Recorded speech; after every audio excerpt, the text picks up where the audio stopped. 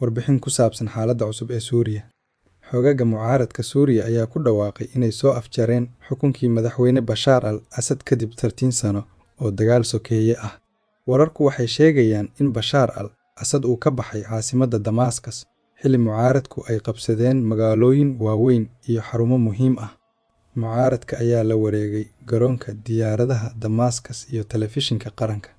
Wasiirka koowaad ee Suuriya oo wali ku sugan Damascus ayaa sheegay inuu diyaar u yahay in awoodda loo wareejiyo hoggaanka cusub ee dadka doortaan.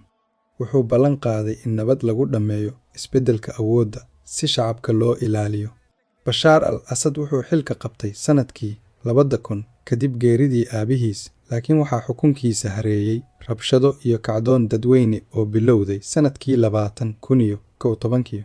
Dadka kacdoonka sameeyay waxay dalbanayeen dimuqraadiyad, balse madaxweynuhu wuxuu ku tilmaamay kacdoonka mid ay shisheeyaha soo abaabuleen. Arrintaasi waxay horseeday dagaal sokeeye oo nafo badan ku waayeen. Xoogagga mucaaradka ayaa ku guuleystay inay qabsadaan magaalooyin waaweyn sida Xalab, Hama iyo Homs. Ugu dambeyntiina waxay gaareen caasimadda Damascus. Turkiga oo taageersan mucaaradka ayaa sheegay inay rajaynayaan in xaaladda cusub ee Suuriya ay keento in qaxootiga Suuriya ee ku nool Turkiga ay dalkooda ku laabtaan. Hoggaanka mucaaradka ayaa sheegay inay ka shaqaynayaan nabad iyo isbeddel habsami leh. Waxay fariin u direen ciidamadooda iyagoo ku adkeeyay inaan lagu burburin xarumaha dowladda. Tani waxay uga gol leeyihiin in laga fogaado dagaallo cusub oo qarxa. Dalka Suuriya wuxuu hadda wajahayaa isbeddel weyn oo taariikhi ah.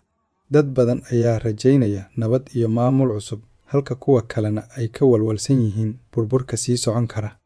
Waxaa la sugayaa in mucaaradku ay ka dhabeeyaan ballanqaadyadooda ku aadan nabadda iyo dib u dhiska dalka.